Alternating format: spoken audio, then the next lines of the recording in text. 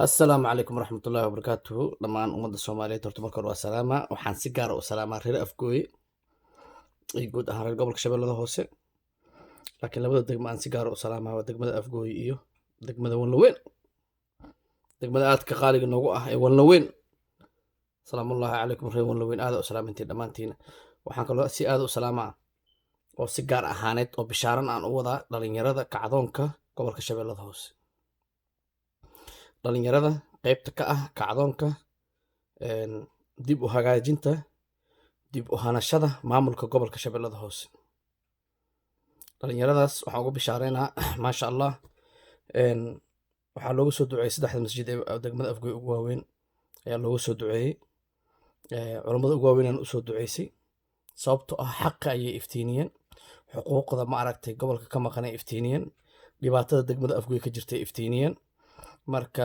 culimmadii maasha Allah jazaakumullahu khayr culimmadeeni mar haddii khudbada jimcadan lagu soo qaatay oo la yiri raggaas u dagaalamayo ee iftiiniyey dhibaatada ka jirta gobolkan iyo qaasatan degmada Afgooye ee iftiiniyey in ma aragtay xoolihii ummadan canshuurta laga qaaday la liqaayo dadkaas iftiiniyey dadka aamusan ee xuquuqdooda maqan tahay iftiiniyey in loo hadlo waxa waaye waajib diini saarnaaya guteen ayay culimmada dhaheen wayna noo soo duceeyeen maasha Allah annagana aad ugu faraxsana mar haddii culimmadeena og tahay oo masaajideena loogu soo duceynaa alxamdulillahi rabbil caalamiin halgankeena waa sii labalaabaynaa dadka la xusay oo si gaara loo meenshan gareeyay waxaa ka mid ahaa anaa fariinta idiin soo gudbinay maasha Allah marka dabcan waa ku jiray waxaa kale ma aragtay oo aad loo xusay walaalkeen cabdiraxiin daafeedow aadaa loo xusay codka dhalinyarada Afgooye aadaa loo xusay dadka loo duceeyey sida gaarka loogu soo duceeyey ku jiray gabadheena walaasheen abyan waa loo soo duceeyey aadaa loo xusay marka iyo dad kaloo badan hadda aanan soo koobi karin laakiin annaga ma aragtay xuskaas ima rabno ducadaasaa muhiim noo ah waxa noo daran annaga qalbiga aan ku hayno ducadaas waaye waxa annaga aan u holgamayno waa ummadeenaas jidad nadiif ha heleen biyo nadiif ha helaan koronto fiican ha heleen dhuunqabadkan lagu hayo hala joojiyo 20% degmadaas Afgooye xaqa u lahayd ka badan ma rabno annaga war hadda haddii waxaan qaldan la saxo annaga dood ma qabno laakiin see ku sax maayaan hal booli ah niir xalaal ma dhasho najax wuxuu meelaha la wareegaa mataqaaneen master nusqaan wuxuu aniga waxaa keensaday Fahad Yaasiin warbal ilaaha idinku dhaarshay nin noocaas ah waxa aan ka sugayn maxay tahay nin ku caasiyey madaxweyne Cabdicasiis Xasan Maxamed Laftagareen ee keenay ee u soo magacaabay meesha ninkii ku caasiyey annaga muxuu noo hayaa walaalayaalow issue meeshan jiro problemka meesha taagan wax kale kama dhalan waxay ka dhalatay gudoomiye Cabdinaasir Caalin oo ma aragtay yiri dhaqaalaha degmada waa canshuurta degmada waa inay qasrin degmada ku soo dhacdaa 20% degmada lehed laga reebaa wixii gobolka uu lahaa gobolka iyo federal state waxay lahaayeen state loo gudbiyay iyaga ay kala baxaan najax bug uu tika yiri cirku la galay nin reehiran oo fataq wuxuu ku soo siiyay maarta customki wagaasama customku ka dhigay Umar Fareen isaaba hore u keenay tuuga ugu weyn ee ummadaas wuxooda kala kaarteen Umar Fareen degmadan uma dhalan shaqo iyo shaqo kuma leh waa nin reehir Shabeelle ah waxa uu ninkan meesha ugu haayo we don't know waxa soo dhan maarta awoodda siin ninkan u ansixin waa wasiirka maaliyadda waay wasiirka maaliyadda madaxweynaha wuxuu ku mashquulsan yahay arrimo waxaan ka waaweyn ka culus ku mashquulsan yahay inuu wasaaradihii maanta dhan si injiro wax inuu injirka fatashaayo kale uu ku mashquulo wax soconaysa ma aha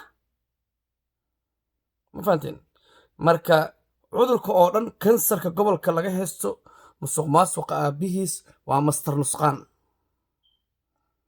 najax magac sharaf loo magac gabdheed waaye xagga naga soo dhig anaga gabdhaheena Soomaaliyeed ee najax la dhahayo magacyadooda ma xumeynaayo laakiin master nusqaan musuqmaasuq aabihiis isaga waaye musuqmaasuq aabihiis isaga waaye gudoomiyaha degmada ma aragtay shaqo ku leh shaqaalaha oo ma aragtay maamulka degmada ma shaqo ku leh shaqaalaha degmada ee magacaabanayso masaashaq waraa suuqa looda laba alkulistu geystay suuqa ariga dhowr alkulista kale loo geystay ma fahmaysan ilmo xoogaa liitarkooda calaqa uu u gadaayo bes uu ka fiirsanaa inta kale lacagta sideeda inta kale sideeda u duubanayaan. annaga wax kale ma rabno. magaaladeena xaqa ay lahayd aaway. gobolka xarun uu leeyahay, xarunta gobolka muxuu taga waa biimaal, way diideen, waxay dhaheen nooma imaan karta najaxo musuqmaasuq iyo quran iyo bakti iyo dadaan gobolka u dhalanaa dabada ku wadata halleh nagala tagaa la dhahay.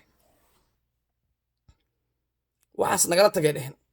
annaga maanta markaan ka hadalno aan dhalniyo najaxow musuqmaasuqaada nagala tag, anaga dad qabiil ma noqonayn. wax anaga aan ka hadlayn degmada afgooy waay. degmada afgooy maaragtay xaqaan u leenahay waa degmadaydi. inaan ka hadlo xaqa u leehani degmadaydi waa degmada afgooy. anaa iska leh, cid igala hadli karta ilaahu unta habeerateena ma jirto. xaq ahaan ilaahay subxaana wa tacaala isii waajibun ilaahay iga saaray. ninkii ku farxayo ku farax, kii ka xumaanayo adeeg ku taallaa ani culays iguma haysid.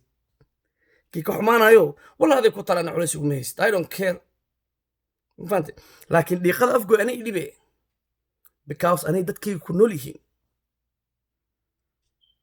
maamaday waa wax dhiiqadaas ka socon la'a see ugu dulqaadanaa yani maanaha carruurteydii hooyaday dhib u rabo no ma ogolaan karo, mana yeelayo. ma fahanteen? war ninka dhibaysiisa u taalla I don't care, shaqadee maba ahane. laakiin madaxweyne cabdicasiis xasan maxamed laftagareen klibkasana waxaan kusoo khatimaa. madaxweyne cabdicasiis xasan maxamed laftagareen waxaan uga fadhinaa inuu sida ugu dhaqsiyaha badan usoo farageliyo.